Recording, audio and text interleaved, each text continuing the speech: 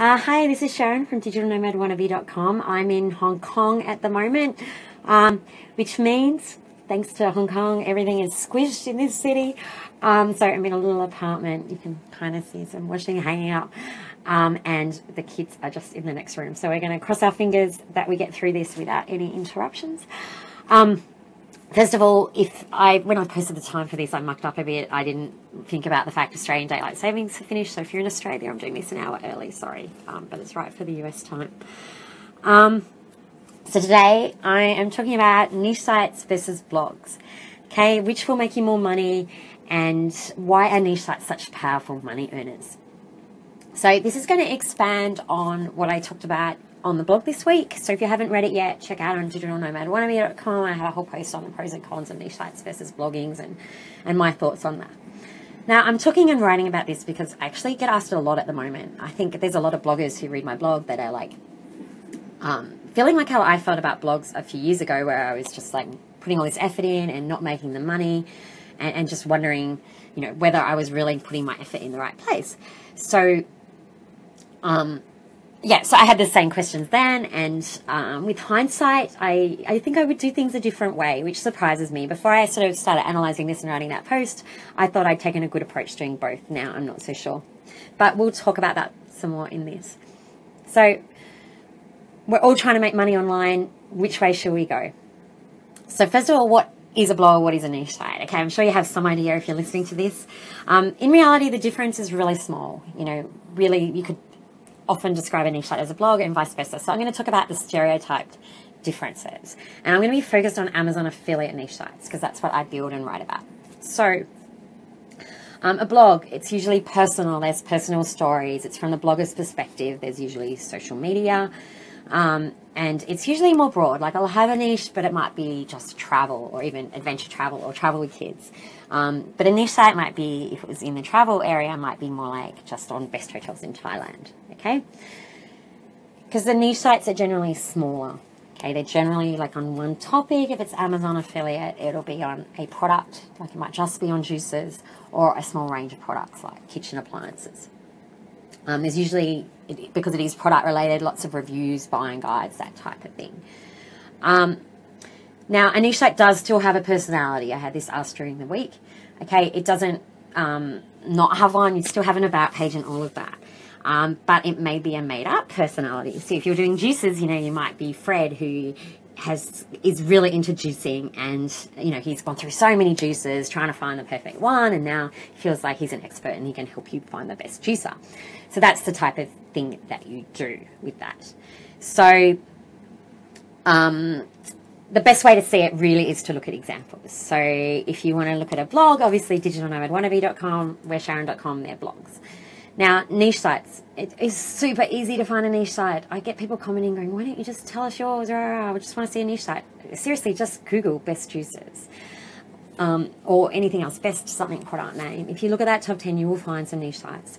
Just go open them all. I'm sure you'll be able to work it out. Okay, there'll be those small sites. They're quite focused on it. They look quite different to a blog usually because they are just so product focused. Now, why do niche sites make money? Well, this is because they're focused on buying keywords. I'm going to talk about this more in a minute. But they do have a strong focus on buying keywords. These are keywords that will get people from Google who are ready to buy already. So if you get those people on your site, this is the key to making money with affiliate marketing. Okay, if they're already willing to spend money, they already know they want a juice site, they just want to know which one. So because you'll have that great article full of information on your niche site, they'll know what to pick and they'll go buy it and you'll get your commission. So that's why they go well with that. And this makes them much easier to monetize, okay, because they're already just so focused on something that's super easy to monetize. You also don't need constant content to make that happen, or social media, or the things that take all your time as a blogger, okay? If you're already attracting those people wanting to buy from Google, like that's all you need to do to make this work. Now, because the sites are so specific, that's like a big bonus with all that, and that's part of why it's easier to get it to rank in Google than like your blog. When you're broader, it all just makes things harder, okay? Being specific can make things much easier when it comes to monetization. So the pros with niche sites, you can make money faster and more easily than a blog. Now, it doesn't happen overnight. I'm just trying to remember, like now my latest niche site case study, the site that's going really well, that was live end of September. So we're just over 6 months later. So far this month, I think in 12 days, it's made about $250 US already. So we're not working on it at all either to make that money. So you can see it didn't happen overnight, but, you know, it does happen. You can look at my niche site case study from the first one, you know, and after a couple of years, I think, what were they averaging, like $5,300 a month, US dollars. So it takes a little while, but it gets there, okay, much quicker than blogging. I don't think many of us were able to get to, you know, $250 in passive income in half a month after 6 months, especially with no work on it in months. So it's far less work, just far less work. You know, that website only has a few articles and a few reviews. And it's much more sellable. So something you mightn't think about is that your sites are an asset that you can sell later. Now, a blog is usually so much more personal. It's just so much harder to sell it. You know, niche sites are very easy to pass over to someone else. They don't have to do much maintenance, you know, because someone's going to want a business where they don't have to put too much effort in and just make money. Obviously, it's very attractive. Whereas a blog, if you're like, oh yeah, you can make this much money, but you know, you have to work 40 hours a week, it's like just not as attractive and it's not worth as much money. So that's something to consider as well. But the best part for me about niche sites is that there's a formula, okay? There's really just a formula to follow. I go through it in my niche site case study about how to build a niche site to make it work. Now, it doesn't work 100% of the time, okay? But it works most of the time. So if you build a few websites, you know, most of them will work and they'll make good money for you if you follow a good formula, of course. You know, whereas over the blog, you know, how many blogs become financially successful? Okay, I would say it's less than 1%. If you read any of those surveys on what bloggers earn, the numbers are very low for people who make a full-time income. And, you know, I would guess that people are more likely to respond to those surveys if they already make money from blogging. So I imagine the numbers are much, much lower. So I do find it a bit strange. I get a lot of bloggers writing to me about niche sites when they see my case study wanting like a guarantee that it will work. Now, there's absolutely no guarantee of anything working online, but I feel like I can guarantee that you're more likely to make money from niche sites than blogging. I don't understand why you're scared to stick like 40 hours into building a niche site when you're happy to spend that every week on a blog that probably will never get you that far. So, you know, do weigh those things up if you're deciding between them. Like blogging certainly doesn't have a guarantee either.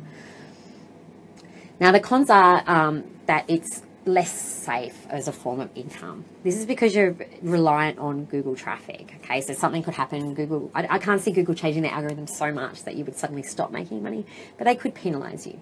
Or you could get booted out of Amazon. That can happen for very flimsy reasons. So, you know, there are some risks there. You also might be less interested in the topic. You know, if you pick a blog, it's usually something you love, so it's easier to write content. It can be harder with a niche site because you're picking based on what will make more money. But I would say with that you don't actually need much content on a niche site. You could outsource from the beginning, but if you can't afford that, you only need to write those first few articles, and then when you write more is when you're already making money, and you can outsource at that point. So it doesn't really matter if you're not interested, just pay someone to be interested. Now, the other cons are really just about that reliability of income, and that is why I built my blog at the same time. You know, I felt like that would be more reliable. You know, I was like kind of hedging my bets there. So I did think that was the best approach initially, but when I read this article and I thought about it more, I was like, you know, I only had to have built a couple of more niche sites and have them work like my first two. If I'd done that at that point, within a couple of years, if I'd sold them all and with the income I'd made so far, I would have had over $500,000.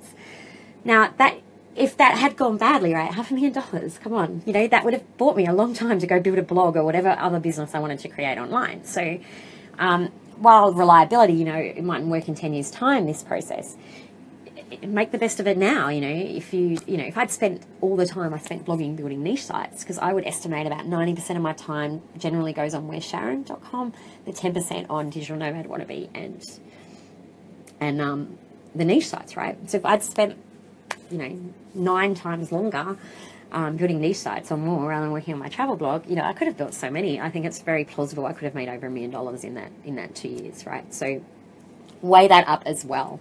So it mightn't be as safe, but if you could earn a lot of money like that, that buys you a lot of time to build a new business if the worst did happen. And I think you would be super unlucky to lose everything at once anyway. So, you know, it's kind of like worst case scenario, you walk out of it with a lot of money. You know, you can survive. So what else did I want to say? Okay, blogging. Okay, I don't want to just be down on blogging. I like being a blogger. I like sitting here sharing all this stuff with you. It really does. It is really something I enjoy. You know, and that is an aspect of this. You know, it can be more fun. It's more social.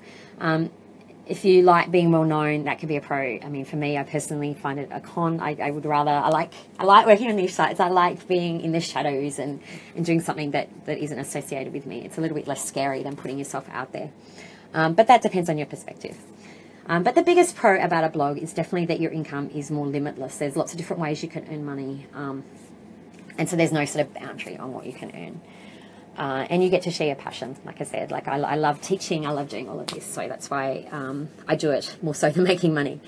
And there is more freedom with how you get there. So you don't have the formula, but that means, you know, that doesn't appeal to everyone. That means there's lots of different ways that you can get to your end goal.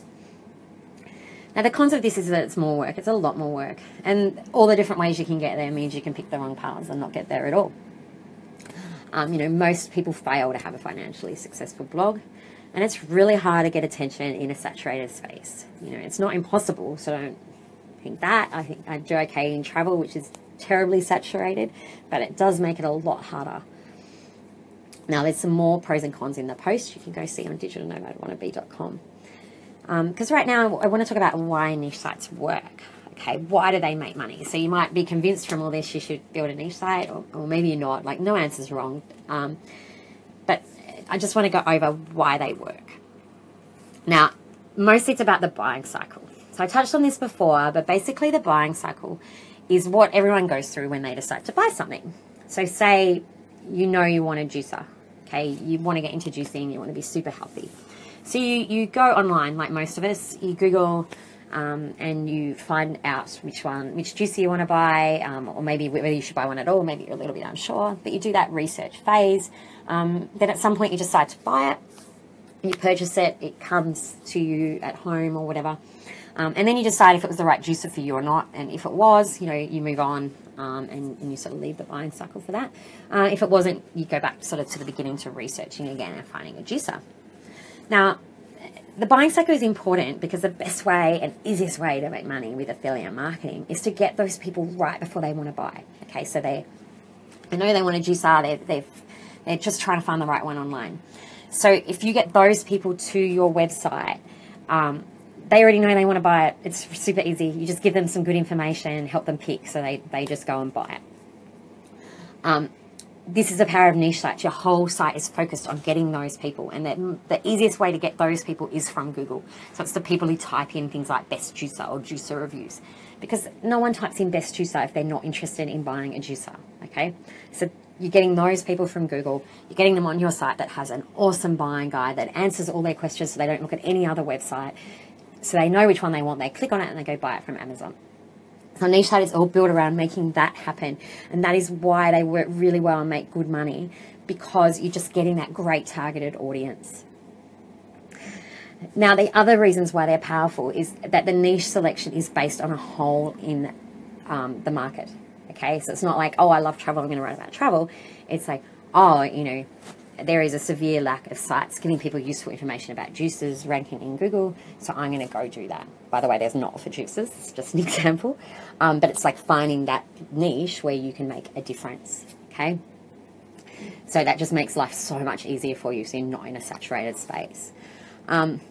Now, the other good thing about niche sites is they don't have to be fantastic. They don't need all this social media. They don't need to have the best theme or look in the world. They just need to be readable, look trustworthy, and be well researched. You know, you do want it to be good with great information. It is actually easy to find niche sites out there ranking that are crap and don't, you know, I've seen ones where like even their tagline like isn't in proper English. I can't see they make much money.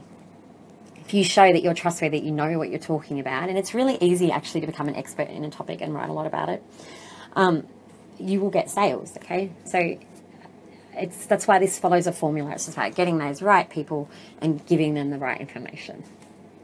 So it's not hard to create a niche site compared to a blog.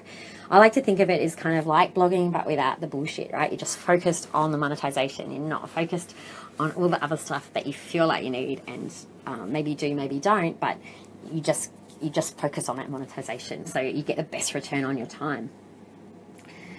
Okay, now when I decided to write on this topic, I did really think, I wasn't sure it was best, but I think you've got from this that, yeah, I mean, if you want to be financially successful online, I think niche sites at the moment are a much clearer and easier way to get there. And yeah, I kind of regret what I did, even though my blog is doing really well. Now, moving on. If you haven't joined my Facebook group yet, there will be a challenge based on this coming online tomorrow. But the most exciting part is that this time next week, I won't have Facebook Live. I'm going to do a free webinar on niche sites. It's titled Niche Sites Made Easy, 4 simple steps for building a site that will make $2,000+ a month. So I'm going to go through the main steps to building a niche site. Some of you will be super excited to know I'm actually going to share one of my niche sites with you. I'm going to show it to you so you can see what I've done.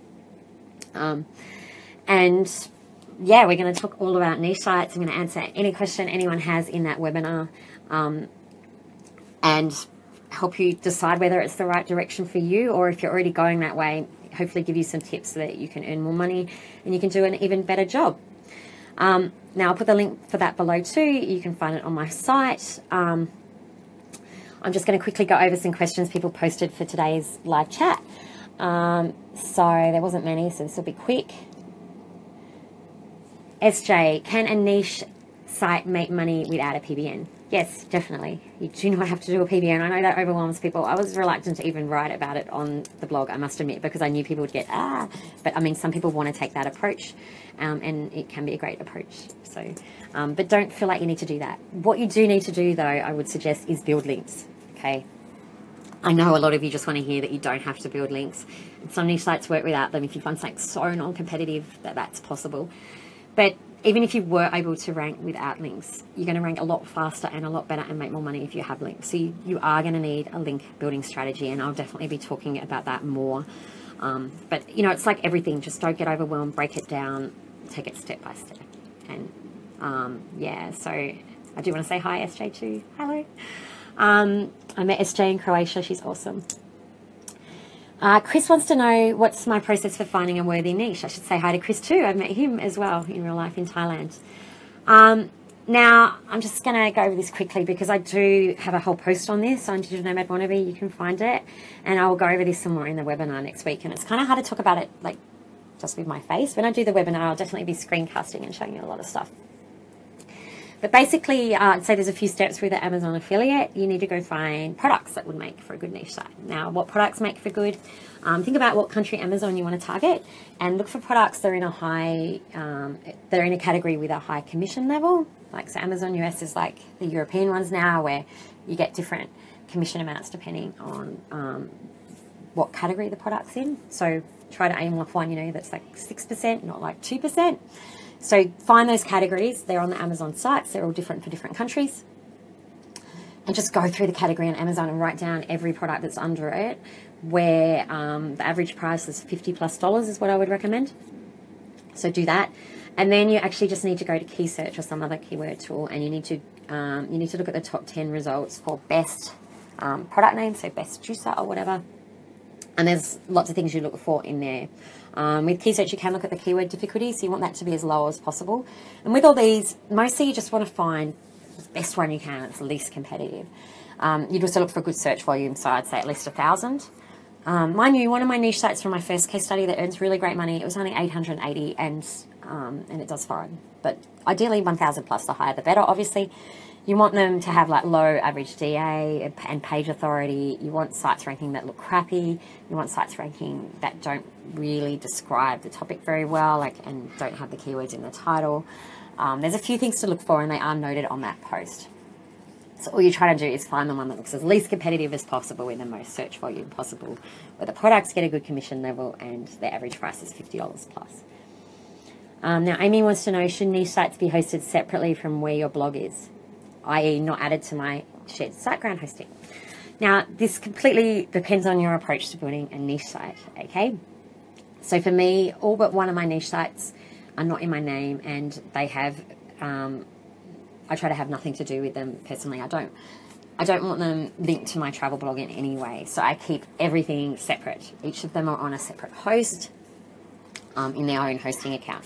Now, the one niche that I have that is linked to me, it's got my name all over it, and it's built like a blog, you know, that's on the same hosting as my Digital Nomad Wannabe. It's already linked to me anyway, okay? So if that's the case, if you're building a niche like in your own name and everything's about you and you're doing no dodgy link building or whatever, by all means, put it in your same hosting. If you're trying to remove yourself from it so it's not associated with your other sites, then you need it on separate hosting. So hopefully that's clear. I hope to see you all in my my webinar next Friday, and yeah, sign up. Let's learn more about niche sites.